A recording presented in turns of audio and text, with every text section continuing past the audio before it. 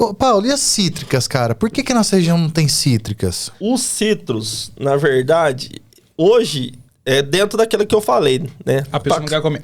Não, cada coisa com o seu tamanho. Entendi. O citrus hoje, por exemplo, ele é inviável para uma propriedade pequena. Por quê? Porque você tem um manejo de praga e doença do citrus hoje muito intenso. O produtor, ele precisa ter um trator, um pulverizador maior. Entendi. Então, Tudo assim... uma grande escala. Qual que é a capacidade, o tamanho mínimo que você sugere para um produtor plantar o citrus? Eu penso que hoje, para você ter citrus, você precisa ter pelo menos aí... 5 alqueires? Uns 12 hectares. 10 hectares pra frente de citrus, eu acho que já começa a viabilizar. Sabe, eu fico imaginando, porque não tem, cara, na nossa região, é aquela coisa também, pode ser que não tenha demanda de compra. Não, cara. Tem citrus. demanda, só que não tem produtor com uma área interessante pra você. Limão, cara, limão é uma coisa que tem um preço sempre bom agregado, e eu não vejo produtor de limão aqui na nossa região. E limão é um pouco mais tranquilo do que laranja. Limão é um pouco mais tranquilo, mas é isso que acontece que eu falei pra você. Então, assim, quando você tem você tem infraestrutura, não produz nada. Então, assim, eu ter uma estufa de modelo Bandeirantes, que nem essa que a galera tem, ou ter uma estufa toda climatizada igual aquela de plantar flor, o que eu vou pôr dentro é mesmo tomate. Entendeu? Então, assim, e só que ela que vai te determinar a escala. Porque quanto mais investimento você tem em estrutura, maior seu custo fixo. Entendeu? Então, assim, eu tenho um trator que vale hoje 200 mil reais, mais um pulverizador de 60 mil reais, né? Se eu usar ele em 1 hectare ou em 10, é o mesmo trator e o pulverizador. Custo fixo. Custo fixo, entendeu? Então, assim, eu preciso ter esse entendimento. Inclusive, maximizar o seu custo fixo na questão de se associar, trabalhar com cooperativismo, onde uma cooperativa pode ter capacidade de ter uma máquina e tal. Porque se você tem que trabalhar, Nathan, com o seu equipamento, sua ferramenta, todo o tempo ocioso necessário. Não pode estar parado o trator. Não pode estar parado.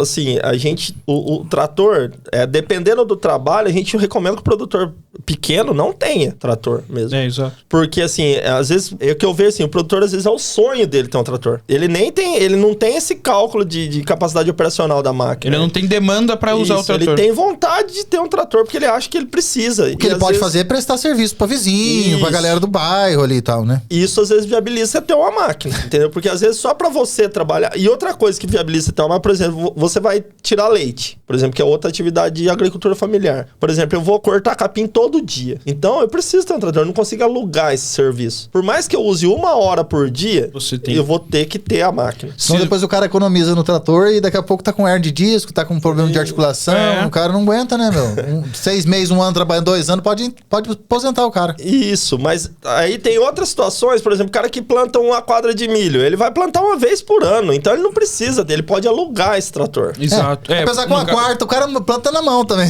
Não, mas a gente, assim, o produtor, quero ter um trator, daí você vai ver, o cara planta 3 alqueires de milho lá, ou soja, o cara vai ter um trator, cara. Na hora que ele fizer a conta do custo fixo, vai inviabilizar a atividade. É a mesma coisa que eu falei dos citros, você ter que ter uma área maior, serve pra soja, serve pra gado de corte. Então, assim, não que não são atividades rentáveis. São atividades rentáveis. Por quê? Tem que saber trabalhar elas. Porque, na verdade, a terra hoje, se você fizer um estudo legal de viabilidade, terra em si, ela já se valoriza e você já ganha de ter a terra. Né? Você trabalha com isso, você sabe como funciona. Você deve ter vendido propriedades há 2 anos atrás que hoje vale o dobro. Ou 3 vezes mais. Então quanto de grana esse cara que comprou a propriedade? E assim, é que teve um cenário um pouco fora da casinha, mas num cenário normal, você tem uma rentabilidade girando entre 8% a 12%. Então, mas assim, pegar historicamente. É que a gente tá no momento auge de terra, né? Mas assim, se pegar historicamente, você vai ganhar 12%, até mais, 15%, 20%. Então, a compra da terra, ela não acaba sendo um custo, né? Porque você tá ganhando, mesmo que você não faça nada... É investimento. Mesmo que você não faça nada, então aquela despesa não vai entrar nessa conta. Então, assim, você tem que... eu vou mexer com... Por exemplo, o que é a maior rentabilidade? Tô falando um monte de coisa aqui. Hortifruti. Maior rentabilidade de pensar em cultura, não pensar em contexto, pensar de maneira genérica, morango. Só que é o maior risco, né? Mas é a maior rentabilidade também. A maior rentabilidade do mercado do negócio hoje é morango? Não, porque assim, o morango hoje você coloca 40 mil plantas por hectare. até mais, até 60 mil plantas por hectare. Produz até 1 quilo por planta. Então 60 mil quilos de morango, você vender a R$10, cara, é 600 pau de faturamento bruto em 1 hectare, 10 mil metros quadrados. Então assim, mas isso aí não é pra familiar. Não é mesmo. Você pensar 1 hectare de morango já não é mais familiar. Você precisa de uns 5 a 10 cabeças. Familiar aí vai ser 10 com mil uma grande família daí, no caso. Uma grande família mesmo. Então, o morango, se você fizer com aquela lona, diminui bastante o manejo também, né, Paulo? Diminui o risco. O risco. Isso. O manejo não muda muito. Porque assim, quando você trabalha com morango de dia curto, que a gente fala que é esse morango que você planta em março e tira em novembro, ele concentra as produções em 3 floradas. Vai que dá uma florada, a planta tá carregada. Eu fui num produtor esses dias desse jeito. Planta carregadíssima lá, com muito fruto. Choveu a semana inteira. Acabou. Perdeu a florada inteirinha. Porque tá chovendo, tá úmido, fungo comendo, não tem como aplicar nada. Porque chove todo o tempo, não tem cobertura, derreteu, perdeu tudo. Aquela florada perdeu, sei lá, quase 30% da produção. Caramba. Numa semana. Por falta de sorte também, mas é o risco. A partir do momento que você cobre, mesmo que aquele túnel seja só um guarda-chuva, já é um risco menor. Se você for para um sistema de produção em substrato, slab, mesa, bancada e tal, o risco é bem menor. Então, assim... Só vai diminuindo. Isso que eu queria saber. Só vai diminuindo a probabilidade de erros, né? Bancada, slab no substrato, ou seja, você plantar em estufas, né? Em ambientes fechados, controlado, com pouco volume, né? E aí já muda também a questão de ergonomia, para a pessoa não trabalhar no chão.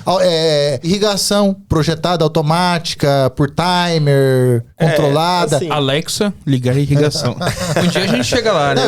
Inclusive, eu queria que você falasse um pouquinho também, além dessa parte da fruticultura que você vai continuar aí, automação, se existe alguma tendência sobre isso. Assim, o mercado de tecnologia, ele tá atento na agricultura, como, né? Tá atento porque o agronegócio é pujante, o Brasil, né? Nem se fala, né? Que ele tem uma importância maior, né? Aqui pra gente, mas... A mão de obra é um problema, de maneira geral. Isso que eu ia falar pra você. O maior problema do agro hoje é a mão de obra, né, cara? Eu venho do estado de São Paulo, que, assim, eu falo que o problema de mão de obra lá tá uns 20 anos na frente daqui ainda. Aqui ainda a gente encontra gente que faça algumas coisas. Alguns trabalhos que lá a gente já não encontra mais. Por exemplo, aqui a gente ainda vê produtor colhendo café, panha manual, sabe? Tirar leite na mão. Lá já isso praticamente você não arruma gente pra fazer, nem que você precise.